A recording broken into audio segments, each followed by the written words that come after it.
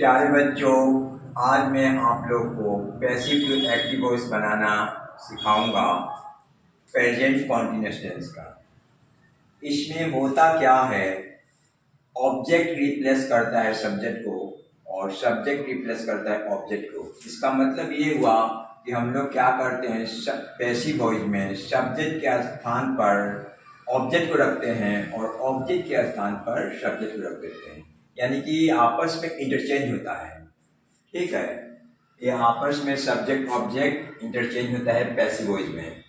इसके बाद क्या होता है कि जब पैसिव वॉइस दिया जाता है उसको हम लोग को एक्टिव वॉइस में बदलना होता है, तो हम लोग क्या करते हैं, इसमें कुछ बात का ध्यान रखें। पहला पॉइंट ये होता है कि हम लोग ऑब्जेक्ट को सब्जेक्ट के स्थान पर लाएंगे और सब्जेक्ट को ऑब्जेक्ट के स्थान पर ले जाएंगे, और उसके बाद इसमें बीइंग वर्ब थ्री को हटा देंगे। किस टेंस में? प्रेजेंट कॉन्टिन्यूअस टेंस में बीइंग और वर्ब थ्री को हटा देंगे। उसके बाद बाय को हटाएंगे। ये तीन चीज को हम लोग इसमें मतलब चेंजिंग करते हैं। ये तो सब्जेक्ट ऑब्जेक्ट में आ जाएगा, ऑब्जेक्ट जो सब्जेक्ट के प्लेस में जाएगा, और बीइंग और वर्ब थ्री को हटाएंगे और बाय को हटाएंगे। तब क्या होगा, हमारा जो है प्रेजेंट कॉन्टिन्यूअस का पैसिव वॉइस जो है वो एक्टिव वॉइस में बदल जाएगा, प्रेजेंट कॉन्टिन्यूअस टेंस का। ठीक है, अब एग्जांपल 1 हम लोग देखते हैं। Urmila is being taught by the teachers. इसमें क्या है, Urmila is being taught by the teacher. Urmila ये हमारा प्रेजेंट कॉन्टिन्यूअस टेंस का पैसिव वॉइस का सेंटेंस है। कैसे पहचाने? क्योंकि इज एम आर के बाद बीइंग लगा हुआ है और वर्ब थ्री है।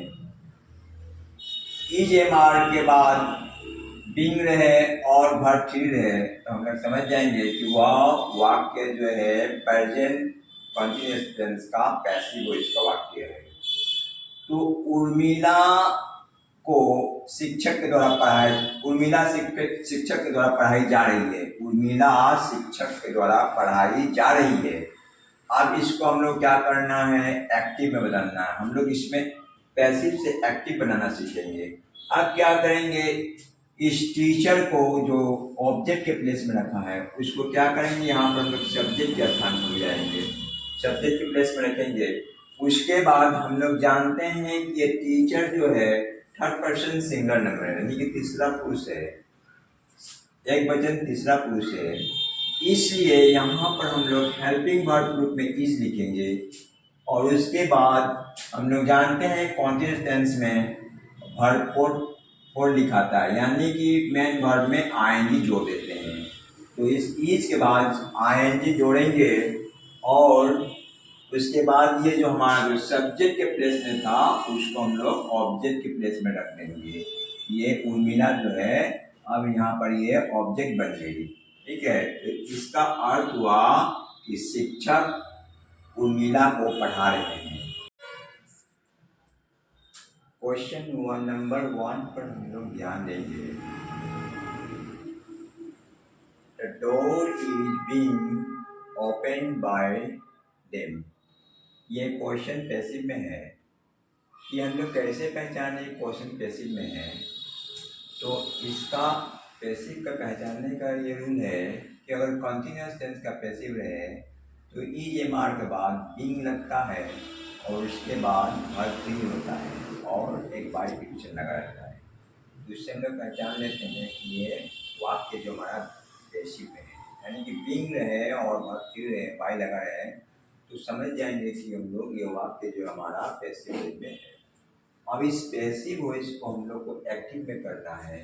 देखो बच्चों, ये क्लास 9, 10, 11, 12 तक पैसिव को एक्टिव पैसिव वॉइस आता है परीक्षा में ना, इसलिए हम लोग को पैसिव वॉइस को का कॉन्सेप्ट बहुत ही अच्छा तरह से क्लियर कर लेना है, ताकि हम लोग को एग्जाम में तो सहूलियत मिलबे करेगा, उसके बाद हमारा इस पर पकड़ अच्छा है, कॉन्सेप्ट बहुत ही मजबूत रहे, तो हमें जो कॉम्पिटिटिव एग्जाम होता है उसमें भी ये हमारे लिए काफ़ी मददगार होगा।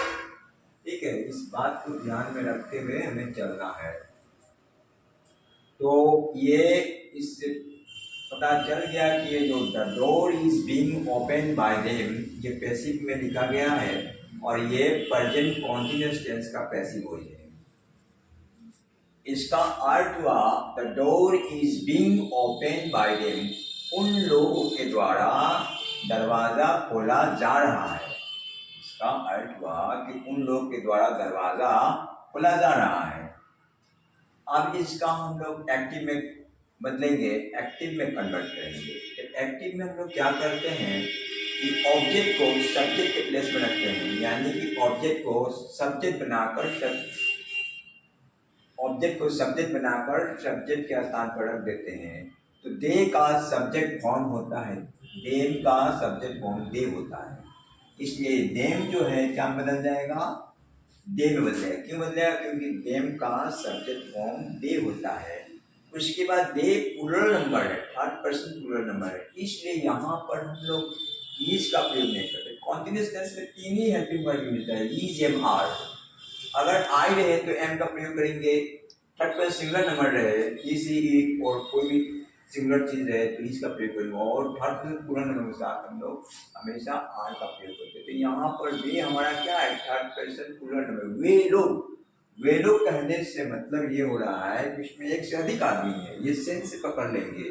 वे लोग कहने से स्टार्ट हो रहा है कि एक से अधिक आदमी इसमें, इसलिए वे लोग क्या हुआ, थर्ड पर्सन प्लूरल नंबर हुआ, इसलिए हम लोग डेफिनेटली यहाँ पर आर करेंगे।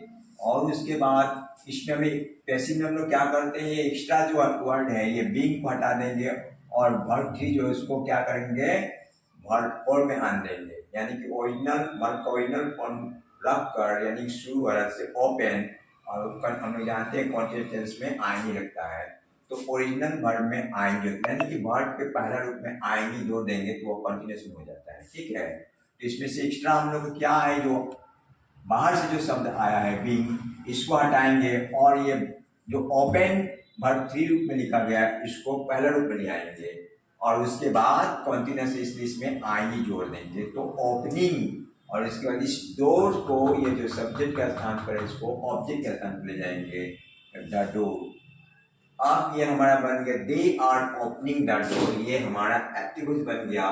इसका मीनिंग हुआ कि वे लोग दरवाजा खोल रहे हैं। हम लोग को एक्टिव और पैसिव दोनों का मीनिंग समझते चलना है, क्योंकि इससे हमारा ये लाभ होगा कि एक तो हम लोग ट्रांसलेशन भी करना सीखेंगे और साथ साथ पैसिव वॉइस भी बनाना सीखेंगे। ठीक है, ये बात को दिमाग में रखते हुए चलना है। दूसरा क्वेश्चन है, a letter is being written by Anil. ये वाक्य पैसिव में है, कैसे जानेंगे, तो इसमें कंटिन्यूअस इसलिए बीइंग लगा है और वर्ब थ्री है, और इसके बाद जो है ये बाय लगा हुआ है। ये बतला रहा है कि ये वाक्य जो है पैसिव में है, लेकिन इसमें एक बात यह है कि पैसिव में तो बहुत सा वाक्य हो सकता है। हम कैसे पहचानेंगे कि ये वाक्य जो है letter is being written by Anil present continuous में है, तो प्रेजेंट कॉन्टिन्यूअस का पैसिव यूज रहेगा, तो हेल्पिंग वर्ब ग्रुप में इज, एम, आर होगा, उसके बाद बीइंग रहेगा, उसके बाद वर्ब थ्री रहेगा, उसके बाद बाय प्रीपोजिशन रहेगा। तो इससे हम लोग पकड़ लेंगे कि हमारा प्रेजेंट कॉन्टिन्यूअस टेंस का पैसिव वॉइस है। तो अब इसको हम लोग पैसिव वॉइस बनाने में क्या करते हैं, जो एक्स्ट्रा बाहर से जो वर्ड आया, एक्स्ट्रा वर्ड है उसको हटा देते हैं। जो ये हमारा एक्स्ट्रा वर्ड क्या है, बीइंग है, इसको हटाएंगे, और ये वर्ब थ्री जो है इसको हटाकर वर्ब वन लिखकर उसमें आईनी जोड़ देंगे, और इस बाय को हटा देंगे, और जो ये अनिल हमारा ऑब्जेक्ट के रूप में लिखा गया है उसको सब्जेक्ट के स्थान पर लाएंगे। ये अनिल जो है ऑब्जेक्ट के स्थान पर है, इसको अब हम लोग क्या करेंगे, सब्जेक्ट के स्थान पर रख देंगे। उसके बाद हम जानते हैं कि Anil third person singular number है, थर्ड पर्सन सिंगुलर नंबर के साथ एक नाम रहे, दुनिया में कोई एक नाम रहे तो उसके साथ हम लोग इज का प्रयोग करते हैं। तो अनिल इज राइटिंग, राइट में आएंगे राइटिंग हो गया, क्योंकि ये राइट हमारा मूल वर्ब है, और उसके बाद आइन जोड़ेंगे तो ये क्या होगा, वर्ब फॉर्म हो जाएगा। तो वर्ब फॉर्म ना भी अगर हम लोग वर्ब वन में, यानी कि पहला वर्ड में अगर आइन जोड़ते हैं तो कंटिन्यूस काम करने लगते हैं। ये राइटिंग ए लेटर, ये हमारा एक्टिव हुआ। इसका मतलब है कि अनिल एक पत्र लिख रहा है। अनिल क्या कर रहा है, अनिल एक पत्र लिख रहा है। ये हमारा जो है इस वाक्य का पैसिव बन गया। ठीक है, हमें काफी बारीकी से क्वेश्चन को समझना है, फैक्ट को समझना है, कॉन्सेप्ट को समझना है। अगर हमको कॉन्सेप्ट बहुत ही अच्छी तरह से आ गया तो हमें आगे दिक्कत नहीं होगा, हम बहुत आसानी से आगे हाई स्टडी में हम कर सकते हैं। ठीक है, मेन कॉन्सेप्ट है, कॉन्सेप्ट को पकड़ कर चलना है और इसको काफ़ी मजबूत बनाने के लिए रिपीटेशन बहुत जरूरी है। Repetition is the mother of learning. Repetition क्या है? किसी चीज़ की सीखने की जननी है, माँ है। अब क्वेश्चन नंबर 3 है, the work is being done by us. अब फिर ये क्या आ गया हमारा प्रेजेंट कॉन्टिन्यूअस का पैसिव हो जा गया, क्योंकि इसमें पैसिव है इसलिए इसमें क्या एक्स्ट्रा वर्ड बीइंग है, उसके बाद ये वर्ब 3 है और बाय है। ये बाय वर्ब 3 और बीइंग ये बतला रहा है और ये इज बतला रहा है कि ये प्रेजेंट कॉन्टिन्यूअस का पैसिव वॉइस वाला वाक्य है। ठीक है, तो अब हमें इसको क्या करना है? एक्टिव में बदलना है। क्या करना है? एक्टिव में बदलना है। एक्टिव बदलना है तो हम लोग क्या करते हैं? एक्टिव वॉइस में क्या करते हैं? जो पैसिव वॉइस में जो ऑब्जेक्ट है उसको हम लोग सब्जेक्ट के प्लेस में लाते हैं। तो वी का सब्जेक्ट फ्रॉम अस का सब्जेक्ट फॉर्म होता है वी। अस का सब्जेक्ट फॉर्म क्या होता है? वी। अब इस अर्थ को हम लोग क्या करेंगे? वो सब्जेक्ट बनाकर सब्जेक्ट के प्लेस यानी कि स्थान पर रख देंगे। उसके बाद वी हमारा क्या है? फर्स्ट पर्सन प्लूरल नंबर है। फर्स्ट पर्सन प्लूरल नंबर है इसलिए यहाँ पर आर होगा। ठीक है, आर होगा। उसके बाद इस ये वर्ब 3 को हम लोग क्या करेंगे? वर्ब 1 बनाकर आएंगे जोड़ देंगे। तो डू डीड डन, यानी पहला रूप क्या होगा? डू, दूसरा रूप डीड, तीसरा रूप डन, यानी कि डू लिख कर पहला रूप लिख कर उसमें आएंगे जोड़ देंगे। इसको हम लोग वर्ब 4 भी कहते हैं। ठीक है, इसमें वर्ब में अगर आएंगे जोड़ देते हैं तो वर्ब 4 हो जाता है। तो इसमें डूइंग कर दिए। उसके बाद अभी जो ये वर्क के सब्जेक्ट के प्लेस में था उसको हम लोग ऑब्जेक्ट के प्लेस में रख देंगे, ऑब्जेक्ट के स्थान पर रख देंगे। ये हमारा बन गया एक्टिव वॉइस, जिसका अर्थ हुआ वी आर डूइंग वर्क। हम लोग काम कर रहे हैं। हम लोग क्या कर रहे हैं? काम कर रहे हैं। हम लोग काम कर रहे हैं, इसका अर्थ हुआ। आगे क्वेश्चन नंबर 4 है। ठीक है, इसमें हम देखते हैं कि यहाँ पर ऑब्जेक्ट सब्जेक्ट का स्थान क्या है? वी है। We are being taught by the teacher. We are being taught by the teachers. अब हम यहाँ पर अगर हमें मिक्स सेंटेंस मिल जाए, 10-15 सेंटेंस मिल जाए पैसिव वॉइस का, अब वहाँ पर हमें दिक्कत होगा पहचानने में कि ये एक्टिव वॉइस पैसिव वॉइस जो है प्रेजेंट कॉन्टिन्यूअस का है, पास्ट कॉन्टिन्यूअस का है, कि प्रेजेंट टेंस का है, कि प्रेजेंट परफेक्ट का है। वहाँ पर हमें कन्फ्यूजन फील होगा। उस कन्फ्यूजन को खत्म करने के लिए हमें यहीं पर ध्यान लगा देना है। ये ध्यान क्या लगाना है कि हम ऑलरेडी जानते हैं कि प्रेजेंट कॉन्टिन्यूअस टेंस का अगर पैसिव वॉइस रहता है तो क्या होता है कि इज एम आर के बाद बीइंग वर्ड जुड़ा रहता है। उसके बाद ये जो थर्ड फॉर्म पे किसी भी पैसिव वॉइस का, किसी भी पैसिव वॉइस में मतलब वर्ड 3 रहता है। यहाँ पर वर्ड 3 है, उसके बाद ये क्या है? एक बाय प्रिफिक्स लगा रहता है आवश्यकता के अनुसार ना। मेनली हम लोग बीइंग से पकड़ लेंगे। Is being, is am are being है, इज एम आर बीइंग है, तो हम लोग समझ जाएंगे कि ये जो है हमारा प्रेजेंट कॉन्टिन्यूअस का पैसिव वॉइस है। अगर वाज वेयर बीइंग रहे तो समझ जाएंगे कि ये पास्ट कॉन्टिन्यूअस का पैसिव वॉइस है। ये हमें वो आर से इज एम आर से पकड़ लेना है कि ये प्रेजेंट कॉन्टिन्यूअस का पैसिव वॉइस। ऐसे भी प्रेजेंट कॉन्टिन्यूअस, प्रेजेंट मैंने है, मोहन है, मोहन था। है मीन्स क्या? प्रेजेंट में है वो मोहन था, अभी वर्तमान में मोहन नहीं है। इस तरह कॉमन सेंस भी यूज करते रहना है, दिमाग को काफी यूज करना है। इसमें होता क्या है कि अगर हम लोग एक्टिव वॉइस को पैसिव में बनाएंगे तो थोड़ा दिमाग कम लगता है ना, आसान होता है।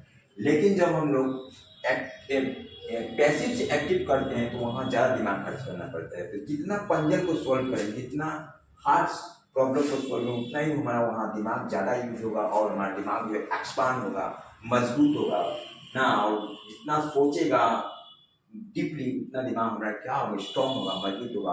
हमें हार्ड सवाल को हम आसानी से पकड़ लेंगे। तो हमारे दिमाग को भी डेवलप करना है, दिमाग को भी मजबूत करना है नो।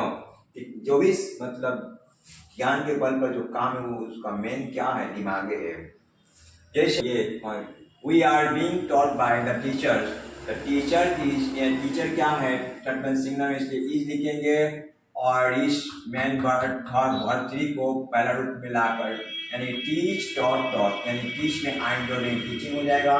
और उसके बाद ये सब्जेक्ट वी है उसको ऑब्जेक्ट बनाकर ऑब्जेक्ट की प्लेस में रख देंगे। तो वी का ऑब्जेक्ट क्या होता है, अस होता है। The teacher is teaching us, ये एक्टिव वॉइस बना। पहला का अर्थ हुआ कि we are being taught by the teacher, हम लोग शिक्षक के द्वारा पढ़ाए जा रहे हैं। और इसका एक्टिव का मतलब है टीचर इज टीचिंग अस, शिक्षक जी हमें पढ़ा रहे हैं। अब क्वेश्चन नंबर 5 पर ध्यान देंगे। Trees are being caught by them, ये हमारा पैसिव वॉइस में लिखा गया है। और इसमें भी वही है, आर है, बीइंग है और वर्ब थर्ड है। यानी यहाँ पर थोड़ा सा कंफ्यूज कर रहा है। इसमें क्या होता है कि ये कट ऐसा वर्ब है जिसका तीनों रूप एक ही होता है, कट कट कट, ठीक है, कट कट कट। इसलिए इसका पहला रूप भी कट ही होगा, दूसरा भी कट, तीसरा भी कट। तो पेड़ काटे जा, उन लोग के द्वारा पेड़ काटे जा रहे हैं। तो अब इसका हम लोग एक्टिव लाएंगे। तो ये देम को सब्जेक्ट का स्थान में, डे का सब्जेक्ट फॉर्म, देम का सब्जेक्ट फॉर्म दे होता है और दे प्लूरल फॉर्म में इसलिए आर लिखेंगे। और आर के बाद ये कट का पहला रूप लिख कर उसमें आई जोड़ेंगे।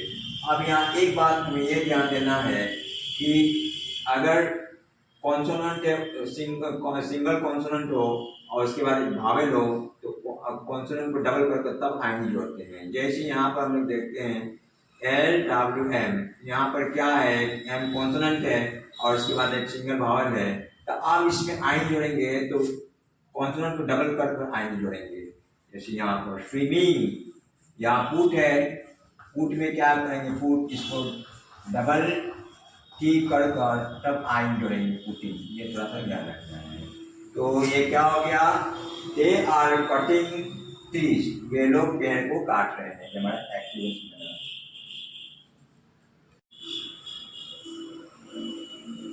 A letter is not being written by Mohini. A letter is not written by being written by Mohini. ये हमारा जो है प्रेजेंट कॉन्टिन्यूअस का पैसिव वॉइस वाला वाक्य है। इसका अर्थ हुआ एक पत्र मोहिनी के द्वारा नहीं लिखा जा रहा है। अब हम लोग इसमें पैसिव से एक्टिव बनाएंगे।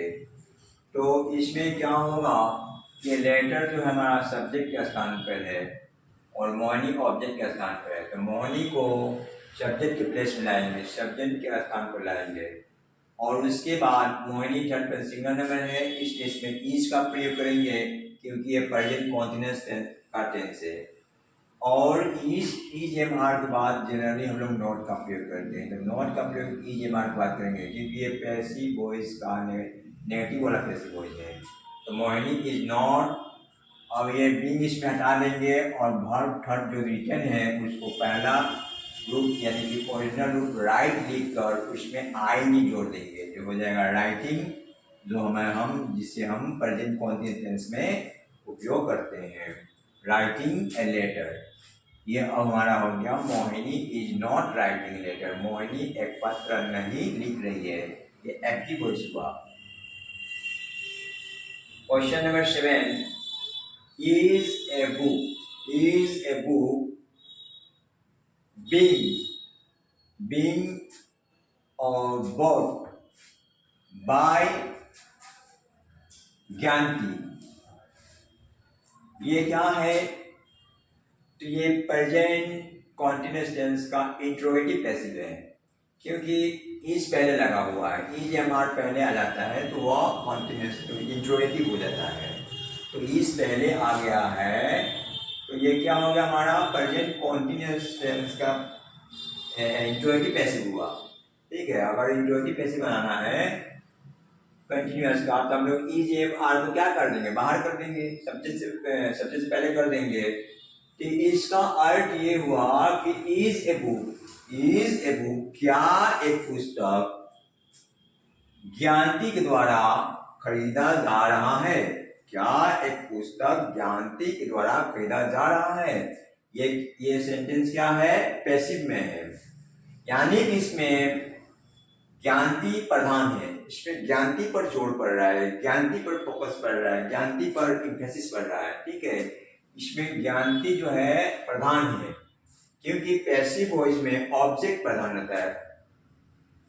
राम को पीटा जा रहा है, अब इसमें कौन पीट रहा है नहीं है, यानी कि राम जो है इस एक्शन वर्ड बीट का इफेक्ट, फल को, कष्ट को भोग रहा है। तो पैसिव वॉइस में जो है ऑब्जेक्ट प्रधान होता है, ऑब्जेक्ट मैन होता है, ऑब्जेक्ट पर जोर पड़ता है। पुल की निर्माण किया जा रहा है, कौन कर रहा है, पुल अपने आप निर्माण हो जाएगा, नहीं, पुल का निर्माण लोग कर रहे हैं। तो यहाँ पर लोग जो है शायद इसकी आवश्यकता नहीं है, ठीक है। तो मेरा कहने मतलब ये है कि पैसिव वॉइस में ऑब्जेक्ट जो है प्रधान होता है, ऑब्जेक्ट ही मेरा मेन हीरो होता है, ऑब्जेक्ट पर ही फोकस किया जाता है, ये ध्यान रखना है। और एक बात ये भी ध्यान रखना है, हम देखते हैं बहुत दिनों से बच्चे लोग पढ़ा रहे हैं, बहुत बच्चे क्या करते हैं कि पैसिव वॉइस में टेंस बदल देते हैं। टेंस को नहीं बदलना है, केवल ऑब्जेक्ट और सब्जेक्ट को रिप्लेस करना है। ऑब्जेक्ट के स्थान पर सब्जेक्ट आएगा, सब्जेक्ट के स्थान पर ऑब्जेक्ट आएगा। बहुत बच्चे क्या करते हैं, टेंस बदल देते हैं। टेंस क्यों बदलेंगे भाई, इसमें तो हमको मतलब केवल हम लोग सब इसमें पैसिव में सब्जेक्ट को प्रधान बनाते हैं और एक्टिव में हमारा जो सब्जेक्ट प्रधान होता है, तो टेंस क्यों बदलेंगे, टेंस को नहीं बदलना है, ये ध्यान रखना है। टेंस हमारा वही रहेगा, केवल ये सब्जेक्ट ऑब्जेक्ट जो है चेंज होता है। एक्टिव में सब्जेक्ट क्या हो जाएगा, प्रधान हो जाएगा, और पैसिव में क्या हो, ऑब्जेक्ट प्रधान होगा, यानी कि ऑब्जेक्ट में जोर करता है। तो ऑब्जेक्ट और सब्जेक्ट को इंटरचेंज करना है और टेंस वही रहेगा। और इसमें कुछ बाहर से वर्ड आकर जुड़ जाते हैं, जैसे कॉन्टिन्यूअस का है तो बिन लगता है, प्रेजेंट परफेक्ट या पास्ट परफेक्ट क्या है तो बिन लगता है, और मॉडल ऑब्जेक्ट रहता है जैसे will, can, could, may, might, तो उसमें भी हम लोग एक्स्ट्रा वर्ड बाहर से लाकर जोड़ते हैं। बस इसमें ही होता, बाद में कोई टेंस नहीं बदलेंगे, हमेशा ध्यान रखना है, ठीक है। तो क्या ज्ञानती के द्वारा एक पुस्तक खरीदा जा रहा है, इसका अब हम लोग क्या करेंगे, पैसिव बनाएंगे। तो इस हमारा पहले ही रहेगा, क्योंकि ये इंट्रोगेटिव है। अगर मान लो ऐसे हैं कि Gyanti is buying, Gyanti is buying book, Gyanti एक पुस्तक खरीद रही है, और इस इज को ज्ञानती से पहले रख देंगे तो क्या है, क्या ज्ञानती एक पुस्तक खरीद रही है, तो इज ज्ञानती बाइंग ए बुक, क्या ज्ञानती एक पुस्तक खरीद रही है, ये हमारा एक्टिव वॉइस हुआ। अब क्वेश्चन नंबर 8 पर ध्यान देंगे। वाई का मतलब होता है क्यों। बहुत से बच्चे लोग को वाई क्या होता है, हाउ क्या होता है, व्हेन क्या होता है, व्हिच क्या होता है, उन सबका भी मतलब पता नहीं था। नहीं, ऐसा नहीं करना है, हमें मीनिंग को भी काफी ध्यान रखना है। कोई भी वर्ड मिला उसको तुरंत डिक्शनरी में देखना है या गूगल पर सर्च कर लेना है, उसका अर्थ को समझ लेना है। कहीं भी हम मार्केट में जा रहे तो वर्ड मिल गया वंडरफुल, क्या मतलब इसका, तो उसका मतलब भी हमको डिक्शनरी में देख लेना है, गूगल में पूछ लेना है, समझ लेना है, तभी जाकर हमारा इंग्लिश धीरे धीरे मजबूत होता जाएगा। Why is a cup being broken by Jill? Why is cup being broken by Jill? अब यहाँ पर why जो है ये WH वाला क्वेश्चन वर्ड है। तो WH वाला क्वेश्चन वर्ड जो है पहले आता है, उसके बाद कंटिन्यूअस के इसलिए भी इस्तेमाल करेंगे, यहाँ कप तक सिंगल इसलिए इज होगा, तो वाई इज ए कप। अब बीइंग, इसमें जो एक्स्ट्रा जो बाहर से वर्ड आया है बीइंग, और ये जो वर्ब थ्री है और बाय, ये तीन चीज को हम लोग इसमें हटाएंगे, तीन चीज को रिमूव करेंगे। एक तो पहले बीइंग को हटाएंगे, उसके बाद बाय को हटाएंगे, उसके बाद ये ब्रोकन है थर्ड फॉर्म दिया हुआ है, इसका पहला फॉर्म ब्रीक लाकर उसमें आई जोड़ देंगे। तो ये बीइंग को हटाना है, बाई को हटाना है, और इसका पहला रूप लिखना है, पहला रूप लिख उसमें आई जोड़ देना है, तो हमारा एक्टिव हो जाएगा। तो वाई इज जिल ब्रेकिंग ए कप।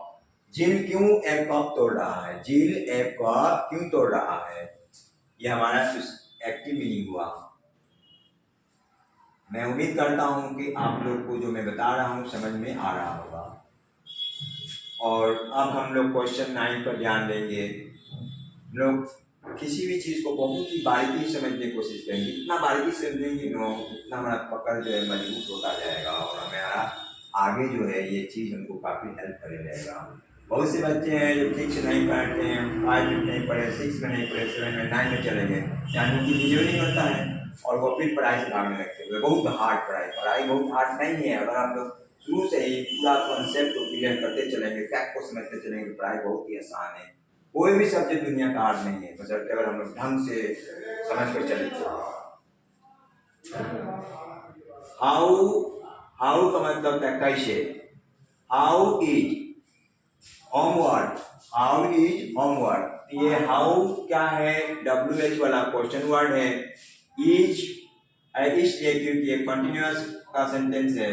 उसका बाद होमवर्क, उसका फिर ये बिंग आ गया और ये वर्ब थ्री आ गया और बाय। तो हम इसमें फिर क्या करेंगे कि इस बिंग को हटाएंगे, तो हमको एक्टिव वॉइस बनाना है तो बिंग हटेगा, जो एक्स्ट्रा वर्ड इसमें आया है, जो बाहर से जो वर्ड आया है बिंग, ये हटेगा और ये फिनिश का पहला रूप लिखेंगे और उसमें आएंगे लिखेंगे। फिनिश का पहला रूप फिनिश, फिनिश फिनिश फिनिश, ठीक है। उसके बाद इस बाय को हटाएंगे तो हमारा क्या बन जाएगा, प्रेजेंट कॉन्टिन्यूअस का एक्टिव वॉइस बनेगा। अब क्या करेंगे, हम लोग जानते हैं कि एक्टिव में हम लोग ऑब्जेक्ट को सब्जेक्ट के स्थान पर रखते हैं। ये हमारा हलीना जो है ये ऑब्जेक्ट के स्थान में है, इसलिए हम लोग हलीना को क्या करेंगे, पहले ला देंगे सब्जेक्ट के स्थान पर।